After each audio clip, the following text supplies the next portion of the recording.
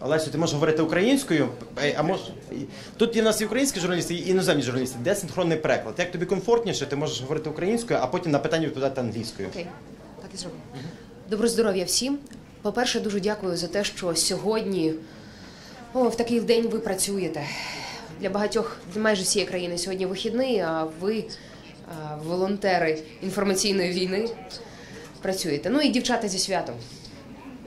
Так от, є перед нами декілька ключових викликів. Ситуація в Криму показала, що це вже ніяка не українська проблема. Це не просто українська проблема, це не просто проблема окупації Криму і населення Криму, його подальшої долі. Вибух цієї ситуації оголив той факт, що у світі не працює система колективної безпеки.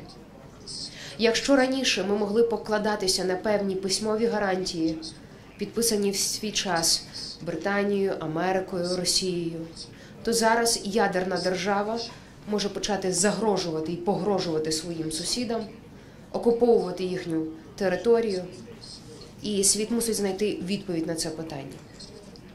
Для того, щоб заручитися підтримкою світу, потрібно говорити з ним однією мовою, потрібно говорити про спільні проблеми, які важливі для всіх. Так от будемо саме про це говорити. Загроза розповсюдження ядерної зброї зараз висока як ніколи. Поясню. Якщо раніше можна було покладатися на певні письмові гарантії, то зараз, якщо Україна полишить в біді одну, для кожної країни, що ще не є членом ядерного клубу, це буде чіткий сигнал. Єдиним засобом забезпечити вашу безпеку і територіальну цілісність буде ядерна зброя. Отож, я боюся, що ні для Ірану, ні для інших аналогічних країн можна потім буде не знайти аргументів, чому можна покладатись на міжнародні гарантії, а не стартувати власну ядерну програму. Проблема номер 2, яку зараз кримська криза ставить перед світом – загроза економічного відновлення. Лише рік, як світ почав потихесеньку викарабкуватися з глибокої економічної кризи. Лише рік, як міністри фінансів Європейського Союзу почали потихеньку бути позитивними щодо власних економічних прогнозів. І ось зараз криза, яка ставить під загрозу, з одного боку, довготермінові інвестиційні проекти, поза як люди, інвестори, світові фінансові ринки дуже гостро відреагували на цю кризу, на потенційну війну. Другий момент – це те, що питання, на яке мають знайти відповіді уряди і громадяни багатьох країн, в першу чергу в європейському регіоні, це чи готові вони зараз міняти власні бюджетні уподобання, тобто пріоритети при фінансуванні на користь збільшення військових, мілітарних бюджетів в ущерб соціальним проектам, в ущерб проектам розвитку.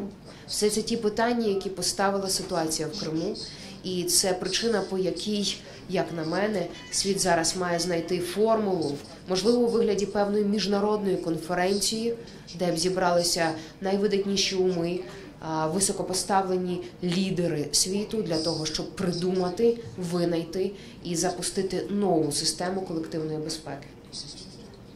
Для України окремо варто сказати, що поза як ми не є членом, як з'ясувалося, не є членом жодної з існуючих систем безпеки, дієвих систем безпеки, для України теж доведеться приймати нелегке, але дуже відповідальне рішення про те, як гарантувати своїм громадянам мир і спокій. Проблема номер 2, яку оголила кримська ситуація, це загроза гуманітарній катастрофі. Уже зараз населення Криму, громадяни різних держав, які перебувають зараз в Криму, ставлять перед своїми родинами, перед собою питання, а чи не варто звідти тікати. На вулиці незрозумілі люди, військові. Кожного дня тривожні новини по російських каналах. А українських каналів в Криму вже, на жаль, не ловлять. Щодня, щоночі розповсюджуються тривожні слухи. І все це накалює обстановку до невиносимого рівня. Я боюся, що ми зараз на грані гуманітарної катастрофи. І якщо, не дай Боже, це відбудеться, то це щонайменше підрив стабільності у цілому регіоні. Третій дуже важливий момент – проблема кримських татар. Мала можливість спілкуватися з лідерами цього гордого, волелюбивого народу. Старики вже зараз ставлять питання, на що знову будуть депортувати? Путін у них дуже жорстко асоціюється зі Сталіним, оскільки Путін багато потратив на те, щоб відновити образ Сталіна. І кримські татари, які в свій час пережили жахливу біду депортацію, зараз так само ставлять питання, чи здатні вони себе захистити, і чи є країна Україна здатною їх захистити. Мало хто в світі знав до цього історію цього гордого народу. Це 300 тисяч людей, які мусульмани, для яких Крим – це їхня єдина домівка, які здатні до високої організації, самоорганізації, які зараз так само перебувають під постійною загрозою. Більше того, ці, яких називає російські медіа, зелені чоловічки, а насправді озброєні військові формування в Криму, щоразу провокують місцеве населення, в тому числі кримських татар, на виявлення взаємної агресії. Я знаю від кримських татар, що вони організували патрулювання і захист різних об'єктів, напад на яких може, не дай Боже, запалити іскру міжнаціонального конфлікту. Синагоги, мечеті, цвинтарі, інші видатні національні об'єкти національної пам'яті. Ми так само мусимо бути свідомі того, що ця проблема мусить бути вирішена. Ми маємо знайти метод, як цьому запобігти. Четвертий момент. Військові української армії в Криму і їхні сім'ї. Ми мусимо, як уряд України, як українська держава, знайти відповідь, яким чином забезпечити їхню безпеку, безпеку їхніх сімей. Адже пішла інформація, підтверджена від них, що російські сили в Криму розробляють і розробляли вищий командний склад на тему безпеки їхніх родин і чим насправді можна на них тиснути, щоб поміняти їхню позицію, змусити їх зрадити власній присязі. Ось ці критично важливі питання зараз стоять перед нами, і ми дуже уповаємо, що нам всім вистачить мудрості дипломатичними, інформаційними методами і, не дай Боже, військовими знайти вихід з цієї ситуації, розв'язати мирно цей конфлікт. І, не дай Боже, не допустити до ескалації, до людських жертв, до міжетнічного протистояння і до довгого, тривалого і кривавого конфлікту. Прошу. Представтесь, будь ласка. Почекайте, ми зараз мікрофон донесемо, це для перекладачів.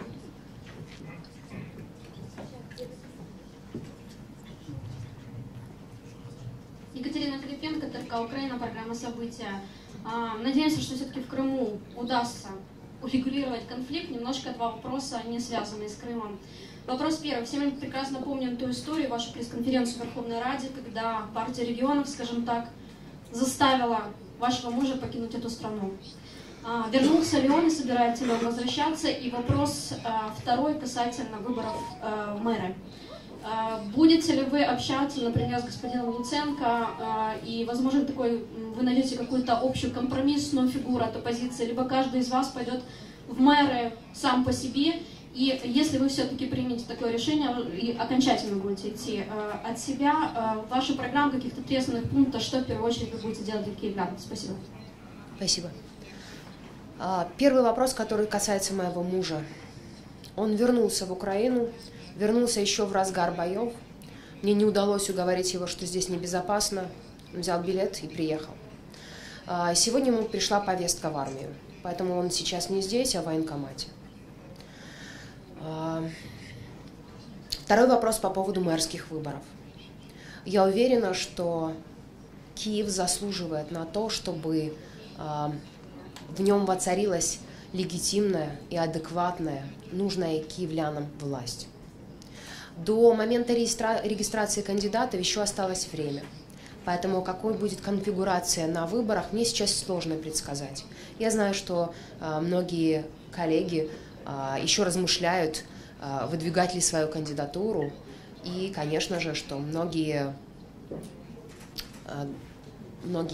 журналисты присматриваются и делают свои прогнозы, как же будет проходить мэрская кампания. Я участвую в мэрской кампании для того, чтобы победить.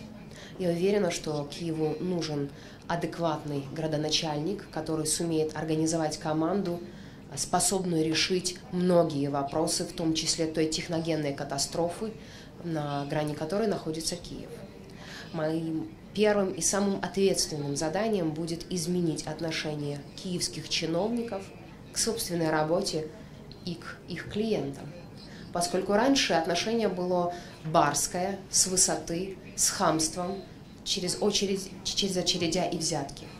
Сейчас я буду делать все, чтобы чиновники пришли к пониманию, что они нанятые менеджеры, которые должны обслуживать с улыбкой, быстро, доброжелательно и эффективно. Это самая важная задача.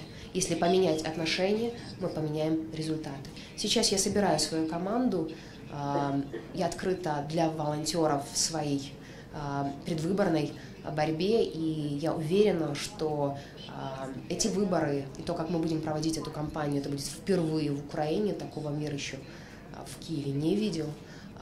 Мы будем заниматься краудфандингом, то есть будем собирать деньги, так как это принято делать в западных кампаниях. Мы будем опираться на волонтеров, а не нанятых агитаторов. Мы будем писать программу и набирать команду не в закрытую, как это раньше было принято в украинской политике. Мы будем делать то, в что я верю, в новую политическую культуру. Открыто, ответственно и эффективно. Народная правда Харкова. Наскільки ви вважаєте тиск и прессия мирового сообщества на Путина, чтобы разрулить эту ситуацию бескровно? Насколько милитарно или политически, экономически она достаточна для того, чтобы все-таки разрулить этот конфликт бескровно? И если Путин поймет, что он загнан в угол, он может по своей неадекватности все-таки використати ядерную зброю каким-то там малым или немалым чемоданчиком или еще как-то. Насколько это... Якою мовою вам відповідати? Українською чи російською? Российскую. Хорошо. Договорились. Во-первых, достаточность усилий определяет результат. Путин по состоянию на сейчас отказывается от любой переговорной позиции, от участия в любых переговорных группах. Международные наблюдатели в Крыму перебывают под огромнейшей угрозой. Никогда раньше ни в одном военном конфликте на переговорщиков, дипломатов, представителей международных организаций не нападали. Это неписанное правило международного права, которое Путин нарушает. Поэтому являются ли сейчас усилия международного сообщества по давлению на Путина достаточными? Нет. Они будут достаточными тогда, когда он сядет за стол переговоров и будет вынужден принять позицию мирового сообщества и покинуть территорию независимого государства. Олена Талаєва, вільний журналіст. Скажіть, будь ласка, ваше прізвище пов'язується із скандалом, коли виводився кримський беркут із зброєю, і він покинув Київ із зброєю. Зараз ця зброя застосовується і, мабуть, буде застосована в Криму. Перш ніж перемогти в мерській кампанії, я вам бажаю успіхів, то як ви в Верховній Раді збираєтеся обезброїти власні збройні злочинні угрупування, які вбивали людей тут, а тепер збираються вбивати в Криму? Які достатні усилля помимо мирового сообщества, наші власні депутати робитимуть по ситуації в Криму? Чому ми маємо заяву якогось новоутворення в віді президента, але не маємо жодної заяви Верховної Ради по подіям в Криму? От скажіть, будь ласка, як народний депутат. Перше. Я з Києва, в Києві займалася капітуляцією, прийомом умов капітуляції Сумського беркуту і Луганського. До Кримського беркуту і його капітуляції я стосунку не маю. В ніч з 20 на 21 і 21 числа це був Сумський і Луганський беркут. Умовами того, щоб вони покинули територію Києва, була їхня здача зброї тобто вони їхали без бойових набоїв, і здача амуніції, яка була вкрай необхідна нашій самообороні, тому що на той момент саме самооборона Майдану брала на себе функцію захисту Києва від будь-яких мародерів і інших неспрогнозованих ситуацій. Для мене тоді, як державного діяча, було вкрай необхідно, щоб роззброїти потенційних учасників військового конфлікту в столиці. Інакше я боюся, що ситуація, в якій Київ захлинувся би в крові, була дуже і дуже реальною. Можна багато зараз дискутувати на цю тему, але стоячи на переговорах і ідучи на них з людьми, які направляли на мене заряджені автомати, я прекрасно розуміла, який мій обов'язок і якого результату я мушу добитися. І мені це вдалося. Щодо заяв Верховної Ради. Зрозумійте правильно. Я переконана, що можна зараз безкінечно намагатися демонструвати силу, зверхність, агресію. Але я б воліла, щоб наші державні мужі демонстрували мудрість. Чи є великий толк від заяв? Чи допомогли врятувати хоч одне життя заяви? Чи зуміли гострі політичні заяви розв'язати важкий конфлікт, а в Криму саме важкий конфлікт? Ні. Тому заяв не буде. Я дуже надіюсь, що будуть відважні, адекватні і відповідальні кроки. Ну, а хто ви в Кримській Татар? Дослідіть це питання. Так, але як дослідити, якщо Верховна Рада не дослідить? Кримський Беркут стояв там над готелем Українка. Хто його вивів зі зброї? Дякую. Окей. Все. Все. Добрий день. Асоціація польських журналістів в Україні. Я звертаюся до вас як до кандидата в мери нашого міста. Чи передбачені в вашій програмі якісь пункти, які, як для мера великого мегаполіса, тобто від самого початку мультикультурного мегаполіса, передбачені якісь моменти, пов'язані з становищем національних меншин, яких тут дуже багато. Ну, я ж нещодавно повернувся з Праги, Чехія. Там місто віддало великий будинок для національних меншин. Віддало з бюджету панства, держави, виділили і гроші, і все. Чи передбачені такі моменти? А якщо ні, то я звертаюсь від імені звернути на це увагу. Дякую. Дякую, почула. Якщо коротко про свою програму, то це не буде програма Лесі Оробець. Це буде програма і техзадача киян меру Лесі Оробець. Тому ми її будемо писати разом, дослухаючись до ось таких от потреб. І я думаю, що ми знайдемо спільно спосіб вирішити цю і багато інших проблем. Дякую за рекомендацію.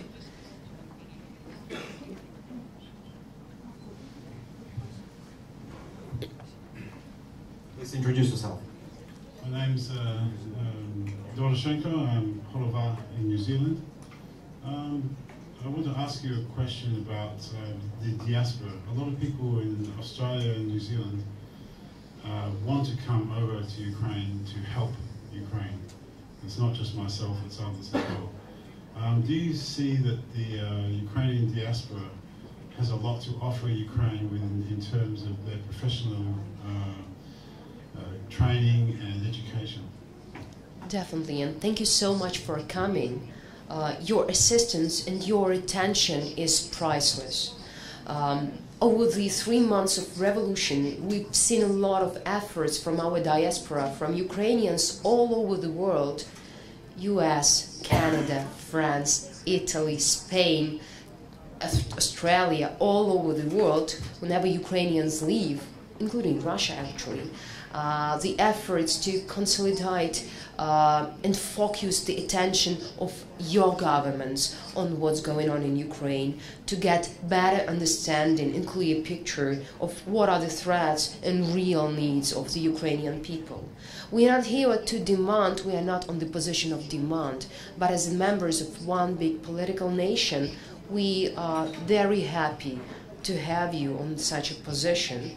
What you can do is to continue pressure and focus the attention of your government to the Crimean issue, to try to solve it, that the Ukraine will stay integral and independent. This is in utterly need. And definitely, if you have an opportunity to come and see on your own eyes the very historical events that are going on right now in our country, then please come.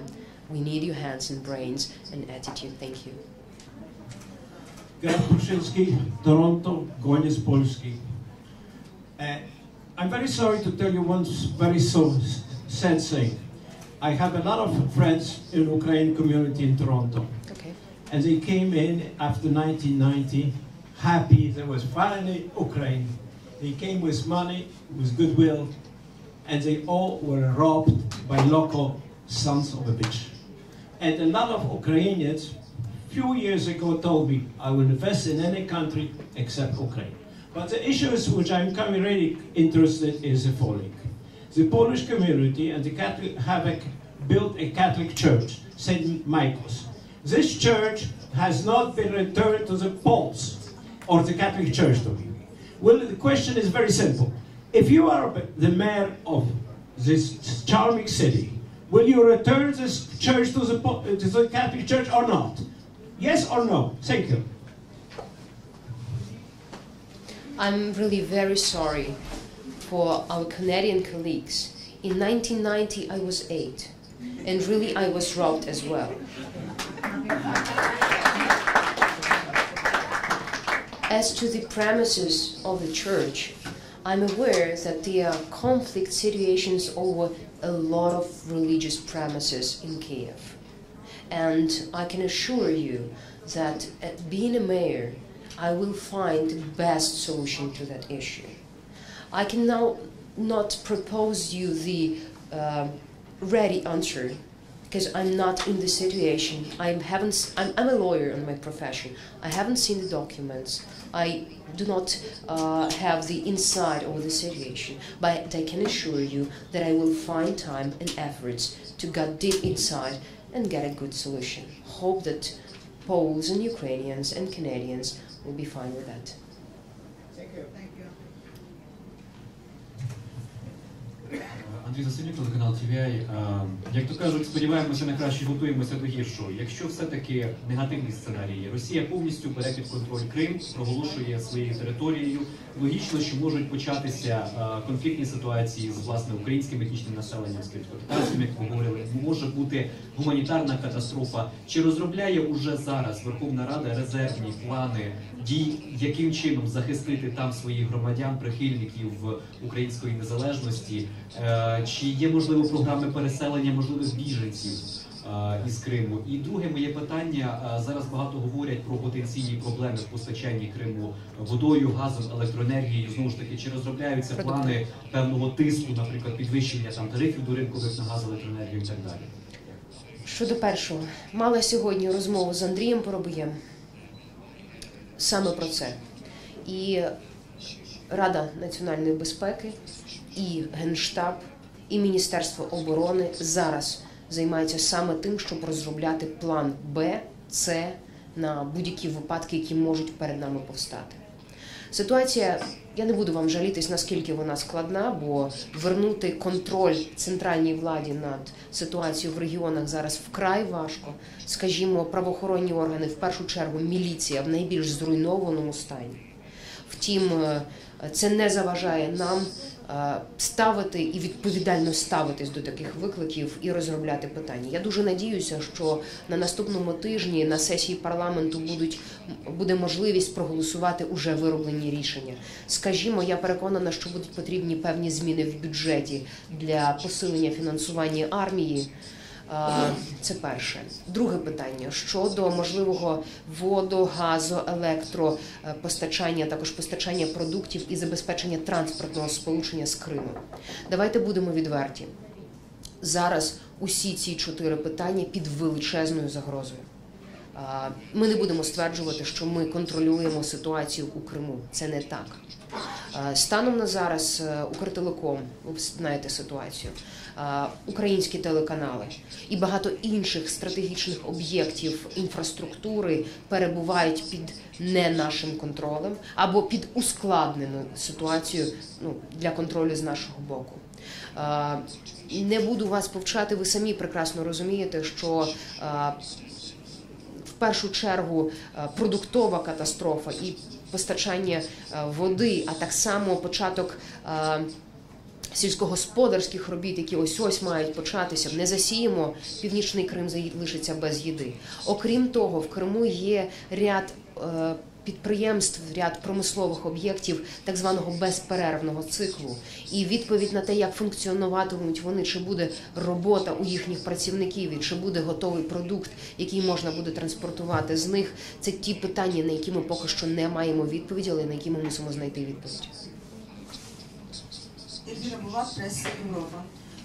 У меня вот такой вопрос. Ситуация в Крыму, которая я сама из Крыма, и поэтому меня это очень, конечно, больше всего волнует на данный момент. Ситуация в Крыму, которая на сегодня не сложилась, ее каким-то образом можно было предотвратить. В первую очередь, первые сигналы об этом были еще в конце января, они начались, и уже в феврале эта ситуация была красноречива. Вот насколько, и мне бы хотелось, чтобы вы просто прокомментировали, насколько адекватен господин Аваков на своем месте, поскольку что первые сигналы Константинова, когда он возвращался с России, когда он сделал там заявление об отторжении Крыма и присоединении к России, почему не были арестованы эти лица, которые именно насаждали идею сепаратизма и которые разжигали очаг сепаратизма в Украине? Что это? Это беспомощность? Или это заинтересованность какая-то? Или какая-то договоренность? Я бы хотела услышать ваше мнение. Спасибо. Во-первых, если ответственно подходить к вопросу Крыма, то искренним ответ был бы, что проблема сепаратизма в Крыму началась не в прошлом году. Еще в 1994 году, когда были попытки избрать президента и отсоединиться от государства Украина, уже тогда эта проблема стояла остро как никогда.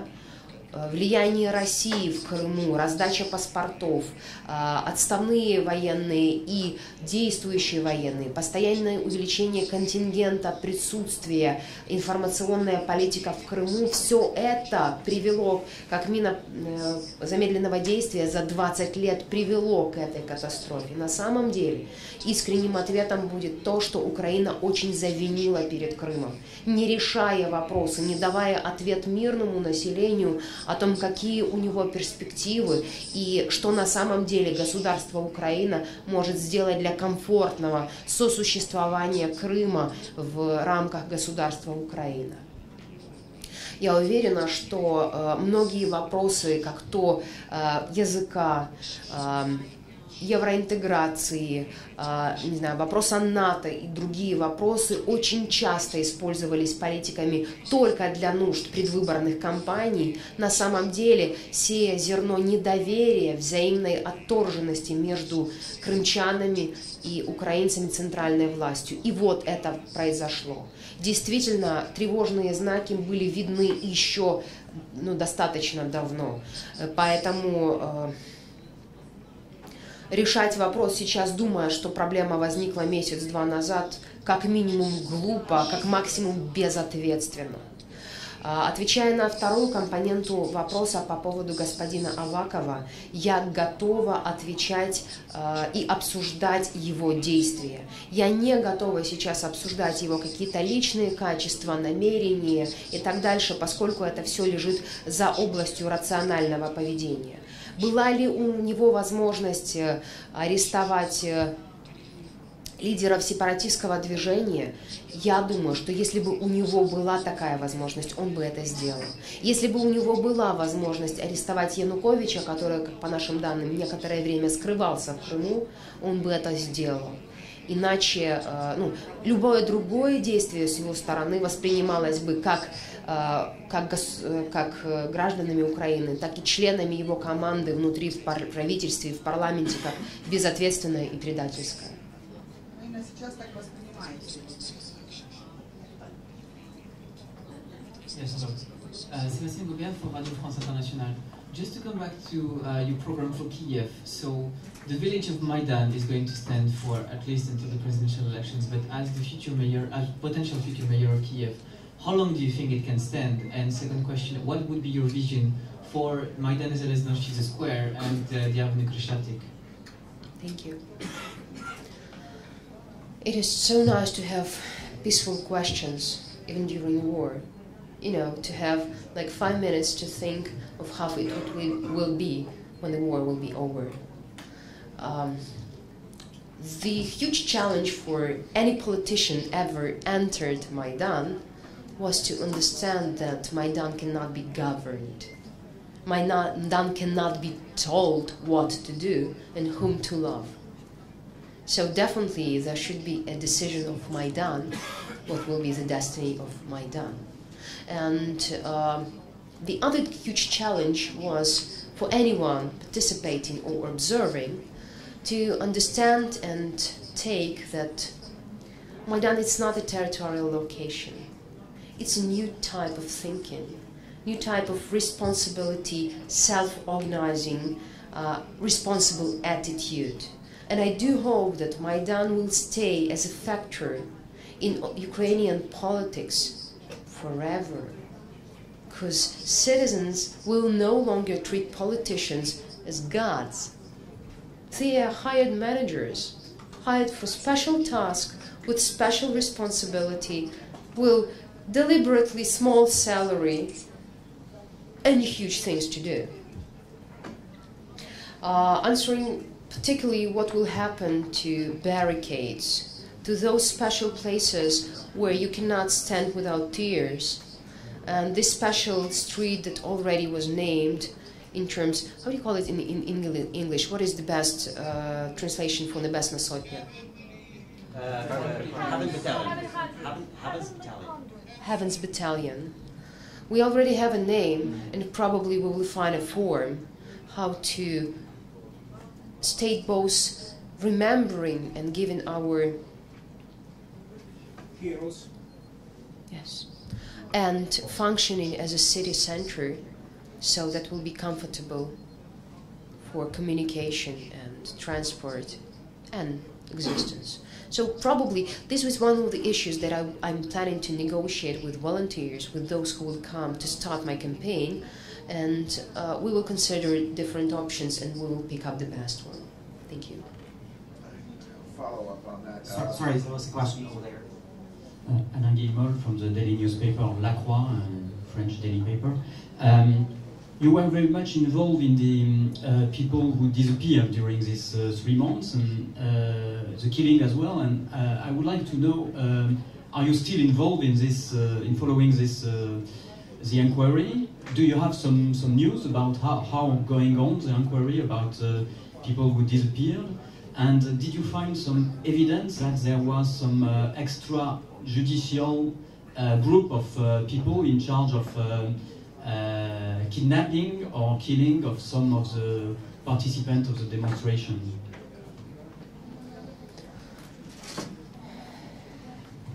First, positive. During Maidan, this self-organized group called Euromaidan SOS proved to be the best option to find people. Working together with them, we managed to find hundreds of missing people. What we've done was so effective that never ever before in Ukraine missing people were found so quickly.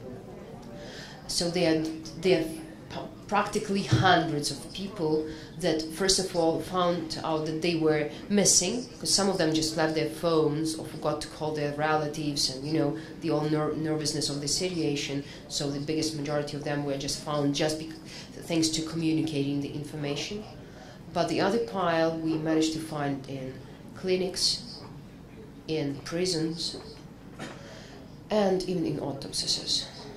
So what should be done is this practice, these best practices, how to find people, should be shared with the police.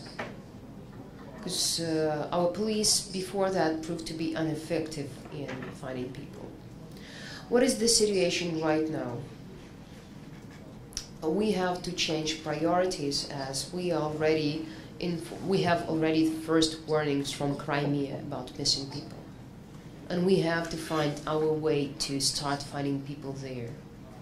Because as it's going on about Maidan missing people, we still have few, but they're not as many as we had before. They're not 100. They're like 3 to 4 people, as far as I know right now. Some of them were missing even before Maidan, but relatives probably have seen them in some TV air, so they continue to have hope that probably they will be found. We have a huge issue in Crimea right now. We had already this scandalous information about the representative of the UN being kidnapped, and we have information from our military servants there that their families are under threat of kidnapping. So we have to think pro result how we will be capable to solve this issue in Crimea, having the experience in Maidan. And yes, I do follow the story, and when we have urgent matters in clinics, in some unrecognized bodies, and things like that, I participate in the very urgent and very tough issues still. Maybe this isn't your province, but where's my go? Do you have plans to do any kind of like lustration with the police to try to go through them and try to throw out the bad apples, which may be not just the bottom of the barrel, you know, half the barrel or whatever, and maybe to vastly increase the salaries? Like I said, I don't know if that's a city function, that may be, you know, a national government. I'm still a member of parliament, so this is my task to do as well. I'm aware how much the illustration and anti-corruption activity is needed, and what is a huge demand of the citizen to do that. The only excuse why it's not have started yet are the huge horrible problems our government is facing, such as Crimea, I mean the war with Russia, and economic, we are on the brink of economic failures, so we have to stabilize the situation there. But as long as we have these issues at least coped, I don't say solved, we have to start it. My best case scenario is the Georgian reform, and I do hope that we will find political will to implement that. My personal track record of corruptioners, I've started 4 years ago, following closely the tender procedures, I mean the budgetary expenditures, when a huge amount of money were spent by state bodies purchasing something. And I have my own catalog, I mean it, catalog, with all signatures, who've stolen, who covered, who haven't found the criminal deeds in stealing huge amount of budgetary money. So I do have that. Our first achievement in that was our claim to Europeans to start the sanctions, personal targeted sanctions. We demanded that for 2 years when we started the Euro integration process, because we were aware that if not stopping those bad apples from stealing from a budget and showing the example to the whole hierarchy of law enforcement bodies and other state bodies that you can steal and you won't be punished. So we were asking Europeans to start the personal sanctions. We were pleading for those personal sanctions all over the revolution. Thanks God, Canada was the first to start this process of personal sanctions. Now we see the lists of the former Ukraine officials being under the threat of freezing bank accounts, visa problems, and criminal persecution in the EU. We see that as a very good first step, and I do hope that we will have political will to continue. Hello again. In 2012, I came here from New Zealand representing the community on a diplomatic mission for the elections. When I was an election observer, I observed some fraudulent electioneering activities at one of the largest polling stations in Kiev. And I covertly even took pictures of this. And it was basically guys sitting in a room stamping election forms. And I took this to the then mayor of Kiev and the CEC, showed them the pictures, and had it documented. And they said, yes, something will be done, and nothing happened. How can we be sure that the next elections will not have the same sort of people trying to dirty the election and do fraudulent activities again? The answer is that the whole state machine invented a method to manipulate election results in this country. This is probably why it was so hard for opposition to get better results on elections. What can be done in these terms? Let us be frank, I do not believe in changing legislation, because each time when observers, high-rank observers, told us that we have a problem, the answer of any other Minister of Justice was, why don't we change the legislation? Next time will be better.